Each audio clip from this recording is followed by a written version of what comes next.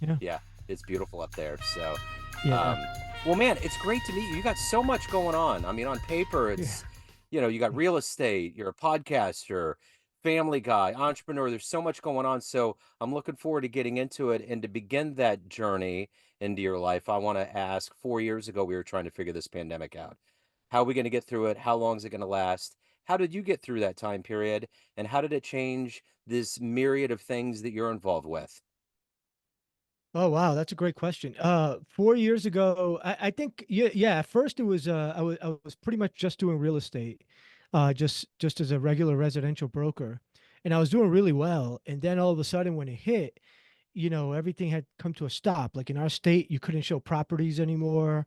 You could only really show them if you got them under contract. So people didn't want to obviously buy a property without, seeing it. And so it really froze everything. And then it just took off again. And I don't know how I got through it. I at first I think I just kept, making calls and trying to reach people. And I would go running a lot. And I met a person who my running coach actually who started working for me. And and that kind of kept me motivated because I wanted to make sure that, she had business too. And then things just turned. Like in July, all of a sudden, everybody started buying again, and we got like super duper busy. And I had also been working, the commercial side with developers and such, and all of a sudden, it just went nuts. So there was really only like a 3 month window where it was hard.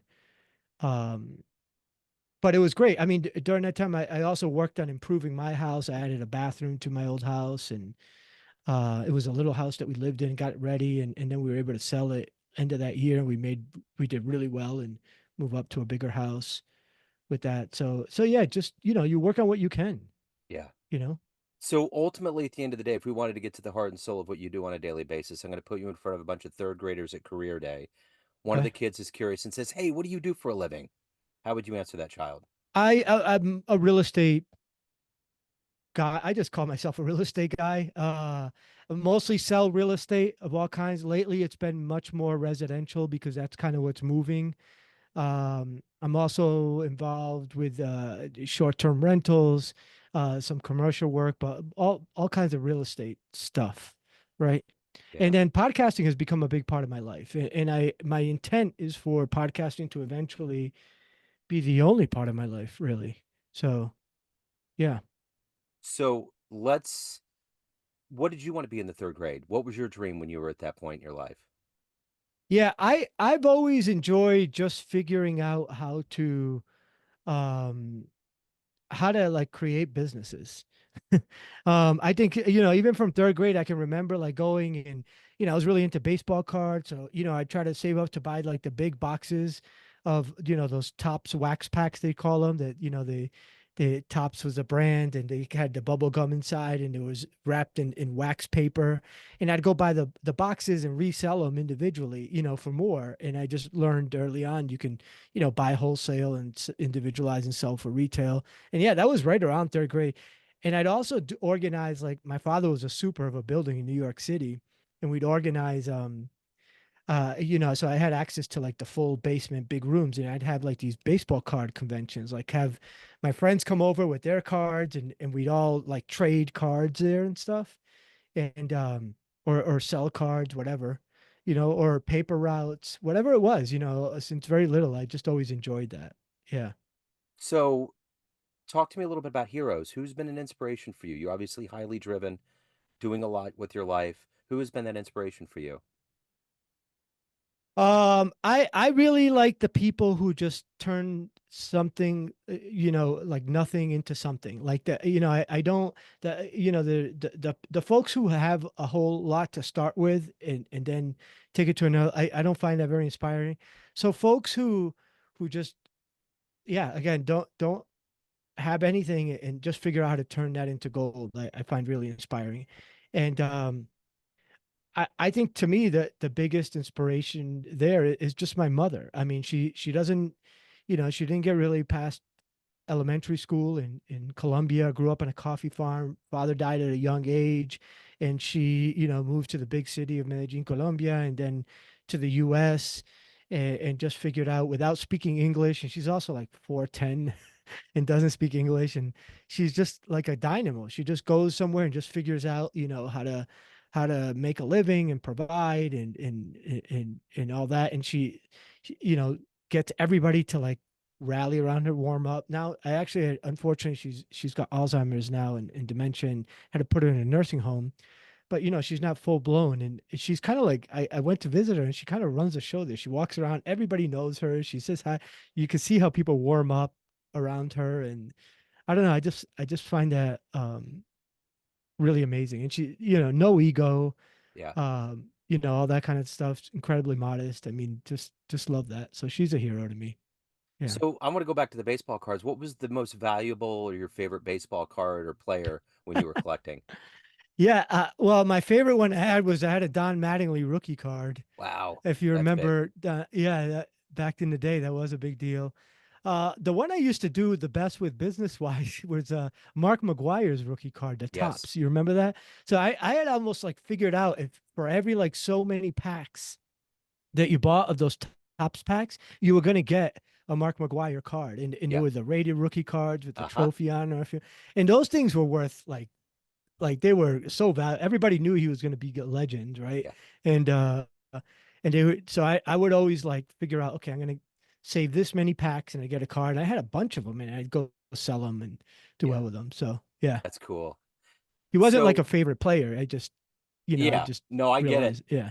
I was in the Yeah. same But boat. I the collected them. 86 Mets, Yeah. anybody who was on that team loved all them, because I was in Queens. So I'd go take my cards, and we'd go take the train into Shea Stadium, and the players used to roll up before there, and I'd have their cards, and they would sign your cards right there, and I was like, in fifth grade or something. Yeah.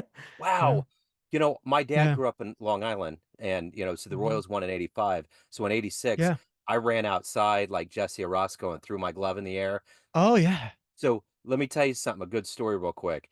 Yeah. As an independent journalist, I got press credentials. We have the Negro Leagues Baseball Museum here, and Dwight Gooden was my hero growing up. I had posters Oh, everywhere. Dr. He K. he was Yeah. my guy, Doc Gooden. Yeah. So he came to town and I got to interview and meet him. He was the Oh, nicest guy in the world. Like I'm getting goosebumps now. Like I yeah. can't believe that the whole thing just to see him. But Yeah. it was funny because Bob Kendrick, who's the president of the museum, was coming down, and I'm like, here we go, here's the moment, and here comes Doc. And Yeah. there was all these people in the room, and he just kind of came up to me and he said, "Hi, I'm Wow. Dwight Gooden." And I said, Oh, "Joe Dimino." And man, it was wild. So yeah. yeah, Oh wow, yeah, yeah. I love Dr. K. He was amazing. yeah, yeah. I'll give you a opposite story about that. It's not so positive. I remember meeting, these guys would all come up, and I knew who they were. And do you remember Lenny Dykstra? Oh, I think yeah. he went on to become a really good player, but he was Uh-huh. like early on a rookie. He wasn't expected to be much. I didn't like him for two reasons. One was he competed against my favorite Met, which was Mookie Wilson. Uh-huh. They shared center field, Yeah. and Mookie was my guy, Yeah. and then the other reason was, all these guys, they would get out of their cars right when they come, and they would sign autographs. They were all so nice, right? Dr. K, Ron Darling, Darryl Strawberry. I mean, you name them. They would get out signed with smiles, to all of us. Lenny Dykstra, like literally pushed us aside, like just get out of my way and walk through. And we were like, what? Who is this guy? And then He's he's such a dick. I'm he's sorry. he No, no, no, you're right. He turned into a mess now. He's just been a Is mess he? his Really? whole life. Yeah, he's Yeah. like whenever he's on a podcast or getting interviewed, he's incoherent. He's Oh, usually wow. hopped up. Yeah, he's a mess, Ah, man. It I look had no just idea. just do a Wikipedia on him. He spent time in jail. It does Oh, not wow. surprising. Yeah. Huh. Yeah. He's had No a rough idea. go.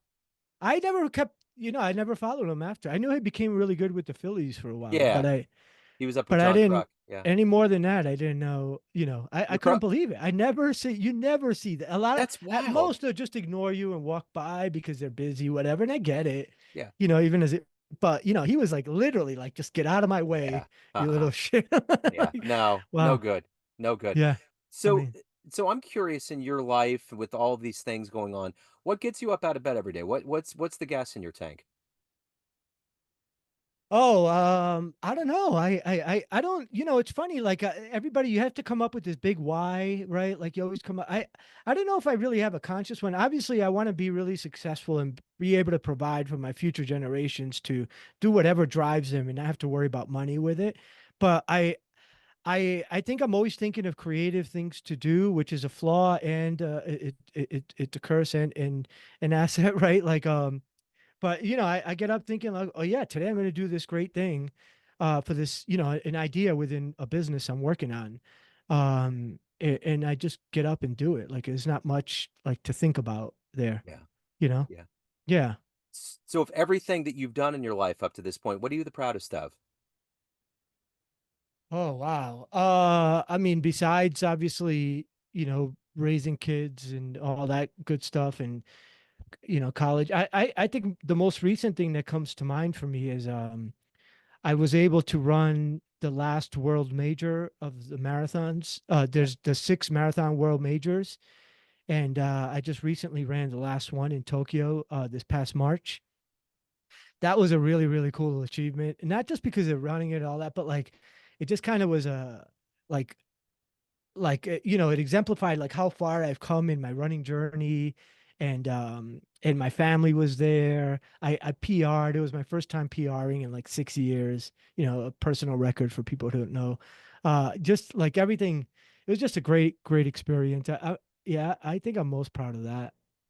what's Yeah, the best right advice you've ever now. gotten? Yeah, what's the best advice you've ever gotten? Um, I think it's just keep going. Like Yeah, when, no matter what, when times seem dark or whatever, just keep going. The things get better, yeah, yeah. you know? So let's say you have a dream tonight. You run into the 18-year-old version of you, and you give that young version of you a piece of advice based on the life you've lived, the wisdom you've accumulated. What advice would you give your younger self?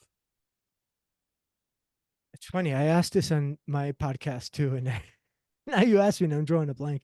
Again, I think it's no matter what, like dream big and keep going after it. You know what I mean? Don't and focus on, the long term of it, not the immediate gratification. I think we do a lot for the now, especially like the way I grew up, it was kind of in a poor environment. We worry too much about, we gotta do this to make money now, all that. Like half the stuff I do doesn't like make any money, at least off the top. But I do it anyways, and somehow it does turn into something, even if it isn't money. It rewards me in another way, takes care of us in another way, and you just never know what that's going to be like. So I would just say, just think big and go after it, no matter what. Like just keep going after it. Don't worry about the immediate gratification. For sure. So everyone out there has a perception of you in all your different roles, family, friends, clients, listeners, colleagues, but you run the show. What's your perception of you? Who do you think you are? Oh wow. um, I think, you know, I, I think most people think of me as a real estate guy, right? That's kind of what I've done most of my life. But I think who I really am is just somebody who likes to build community and inspire folks. And that's what I'm trying to create as an identity for myself through the Wayfinder Show. So I just really want to inspire everybody to just be their best selves, live their dream lives, and create a community of people who foster that. So if you could get into a time machine and go back in time and see one baseball game, where are you going? Oh man, that game 6 of the 1986 World Oh my Series. God, dude, that's mine. Billy Yeah, Buckner, the of legs. course. Oh my Yeah. God. I found my spirit animal. Oh my God. Yeah. I Yeah. say that all the time and I'll get people in Boston. I'm like, look, I don't want to burst your bubble, but the minute it went through Billy's legs, interesting thing, real quick. Yeah. Billy Buckner never played in the later innings because he had bad knees. He had arthritis. The only Yeah. reason why they put him in that game is because they were an out away and they wanted him on the field. Yeah, I did know that. It's so sad because he was a great guy. Yeah, And he was. I actually grew to become a Red Sox fan, by the way. I moved to New England in my later years. And but that's still like my most memorable time with baseball.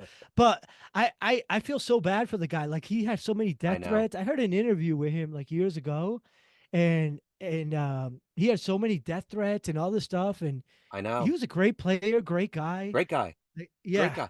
He it's even so played for the sad. he played for the Kansas City Royals for a little bit. I mean, he Yeah. got around, but he could never Yeah. shake that. But still, it would be that one moment to feel that euphoria. I I still know. the Vince Scully call. I mean, the whole Yeah. thing was just iconic. Oh my God, yeah. So it was great. I actually, when the Red Sox finally did win the World Series, many years later, I Yeah, actually was most. I remembered that. I kept thinking like he must be finally vindicated because he would have never been. He yeah, would have been. He was Boston's most biggest villain till yeah, then. yeah. Now I think they can forgive him, and Yeah.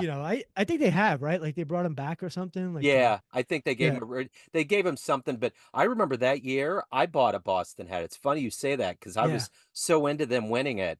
I right, got a Boston hat and it was a big deal, so yeah. it's good. Well, man, if anyone wants to listen to your podcast, they want to hire you, reach out, any of the good business, where do they go? Thank you. Yeah, I my podcast is called The Wayfinder Show. So you can look us up at wayfindershow.com, or we're on all the different channels. And then real estate wise, the name of my company is called Pioneer Group Realty. You can schedule a free 15-minute consult with me for whatever, anywhere in the country. I'll try to help you out. Even if I can't, I'll connect you with the right person. So go to pioneergrouprealty.com. Right on. This has been so cool, man. It's so great to Thank you. meet you. I appreciate your time. Likewise. Yeah, Likewise. Thank you so much. cool. Thank you, man.